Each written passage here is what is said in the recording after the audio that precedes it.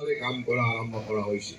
ঠিক তেনেদৰে 2019 চনৰ 15 আগষ্টত প্ৰধানমন্ত্ৰী ডাঙৰীয়াই ঘোষণা কৰিছিল যে আমি ভাৰতবৰ্ষৰ প্ৰতিজন মানুহৰ ঘৰ হয়তো ৰাজনৈতিক দলৰ চৰকাৰ হ'ব বিচাৰিছোঁ, ৰাজনৈতিক দলৰ নেতৃত্ব আহিছে, প্ৰচাৰ কৰিছে বা বিভিন্ন ধৰণৰ উৰা বাতৰি বা বাতৰি আপোনালোকে লাভ কৰিছে।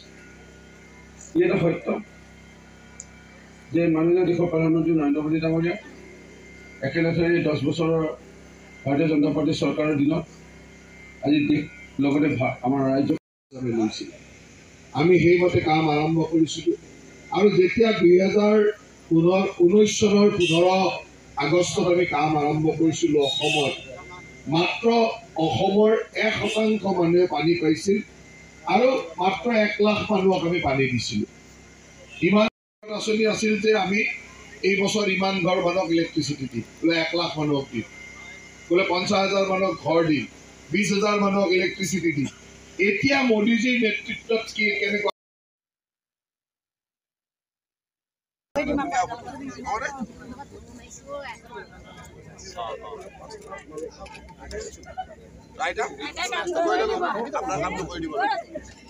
এইবাৰ ৰূপজ্যোতি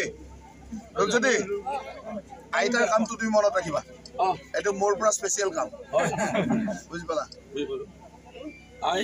মই আহিম আপোনাৰ ঘৰলৈ, হ'ব, ঠিক আছে।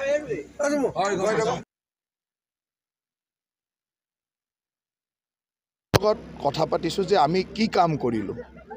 আমি ডাঙৰ জনসভা ইয়াত কৰা নাই, মাত্ৰ গাঁৱৰ মানুহখিনিৰ লগত আলোচনা কৰিছোঁ। যেনেকৈ জল জীৱন মিছনৰ পানী ইয়াতে পাইছে, সন্মুখতে জল জীৱন মিছনৰ আঁচনি স্কীম আছে, ময়ে মন্ত্ৰী। আচলতে মানুহে পাইছেনে নাই? ইয়াত আমি অৰুণোদয় কিমান মানুহক দিলোঁ, ৰেচন কাৰ্ড পাইছেনে নাই? ইয়াত ৰেচন কাৰ্ড যেতিয়া ইমান মানুহৰ মাজত ক'লোঁ, মাত্ৰ এগৰাকী মানুহ ওলাইছে যে যোনে ৰেচন কাৰ্ড পোৱা নাই। তাৰমানে 100% মানুহে ৰেচন কাৰ্ড পোৱাৰ দৰে এই যিবিলাক আমি কাম কৰিলোঁ, এই কৰা কামবিলাকৰ বিশ্লেষণ কৰিবৰ কাৰণে ৰাইজৰ মাজত আহিছোঁ আৰু ৰাইজক কৈছোঁ যে এইবিলাক কাম আমি কৰিলোঁ। আগন্তুক দিনত আমি যেনেকৈ প্ৰতিশ্ৰুতিমতে আগতে 1 লাখ চাকৰি দিম বুলি কৈছিলোঁ, 1 লাখ চাকৰি দিলোঁ। এতিয়া প্ৰতিটো ৰেচন কাৰ্ডৰ পৰিয়ালতে আমি একোটাকৈ অৰুণোদয় দিম বুলি কৈছোঁ। নিযুত মইনা আঁচনিৰ জৰিয়তে আমি ছোৱালীসকলৰ শিক্ষা দীক্ষাৰ কথা কৈছোঁ। ঠিক তেনেদৰে প্ৰতিটো পৰিয়ালৰ মুৰব্বীক আমি জীৱন বীমা, দুৰ্ঘটনা বীমাৰ কথা কৈছোঁ। এই কামবিলাক আগত দিনত তেনেকৈ আমি কৰি দেখুৱাইছোঁ, এইবাৰো আমি কৰি দেখুৱাম, তাকেই ৰাইজক বুজাইছোঁ আৰু ৰাইজৰ লগত আলোচনা কৰিছোঁ। যিটো দল শাসনত নাহে তেওঁৰ যি মন যায় তাকে গেৰাণ্টি দিব পাৰে। তেওঁ নাহে যেতিয়া শাসনত কি প্ৰয়োজন আছে? গেৰাণ্টি দিয়াত কি অসুবিধা আছে? যি মন যায় তাকে ক'ব পাৰে।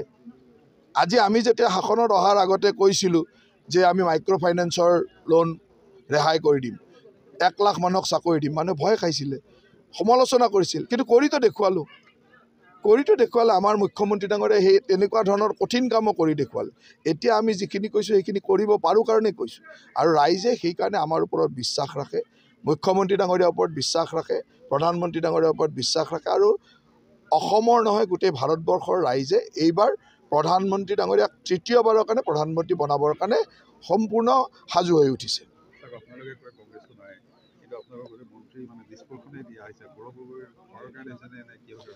কথাটো এনেকুৱাই যে আমাৰ দলৰ মন্ত্ৰীবিলাকে নিজক মন্ত্ৰী বুলি নাভাবে, কৰ্মী বুলি ভাবে। মই এজন দলৰ কৰ্মী, এই দলটোৱে মোক বহুত দিছে, মোক মন্ত্ৰী বনাইছে এই দলটোৱে। গতিকে যেতিয়া নিৰ্বাচন আহে মোৰ দায়িত্বটো হ'ল যে মই গাঁৱে গাঁৱে গৈ সাধাৰণ ৰাইজৰ লগত কাম কৰিব লাগে। ইয়াতে মই আহি ক'ৰবাত কাম কৰিছোঁ। আৰু এনেকুৱা নহয় যে আপোনালোকে যেনেকৈ কয় ইয়াত তেনেকুৱা। এতিয়া চাওক, আমাৰ বহুকেইজন মন্ত্ৰী আছে, আপোনালোকে ইয়াত দেখিছে জানো? পৰিমল শুক্লবৈদ্যতো নিজে ইলেকশ্যন খেলি আছে। উৰ্ষা বৰমাগৰা ইয়াত আহিছে নেকি?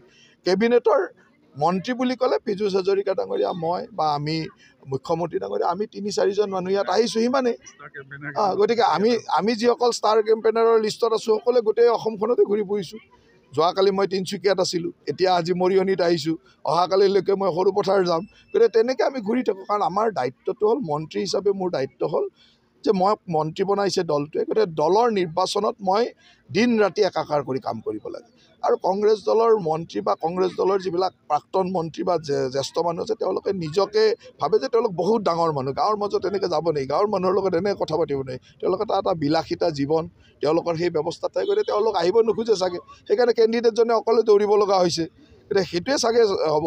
তাত বাদ দি কংগ্ৰেছ দলত থকা দায়িত্বশীল এতিয়া নাইও মানুহ, আচলতে থাকিবও লাগিব।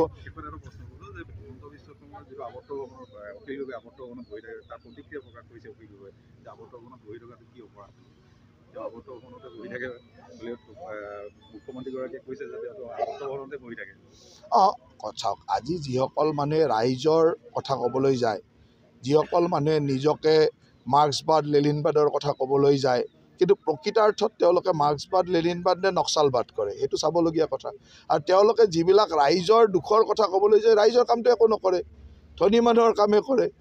এতিয়া ধনী মানুহৰ কামবিলাকৰ লগতে তেওঁলোক জড়িত ডাঙৰ অৰ্কিড পাৰ্ক কৰাত, ডাঙৰ মানে ৰেষ্টুৰেণ্ট খোলাত, এই ধৰণৰ কামবিলাকত ব্যৱস্থাত থাকে। তেওঁলোকেতো দুখীয়া মানুহৰ কাম নকৰে নহয়।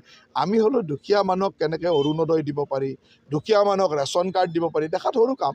অৰুণোদয় 1250 টকা, ৰেচন কাৰ্ড এখন 5 কেজিকৈ চাউল পায়, এইবিলাক বহুত সৰু কাম যেন লাগে। তেওঁলোকৰ কাৰণে এইবিলাক সৰু কাম। তেওঁলোকৰ কাৰণে ডাঙৰ কাম হ'ল কেনেকৈ ডাঙৰ এখন অৰ্কিড পাৰ্ক কৰিব পাৰি, তাৰ পৰা কিমান উপাৰ্জন কৰিব পাৰি, তাত কেনেকৈ ডাঙৰ ৰেষ্টুৰেণ্ট এখন খুলিব পাৰি, এইবিলাক তেওঁলোকে কৰে।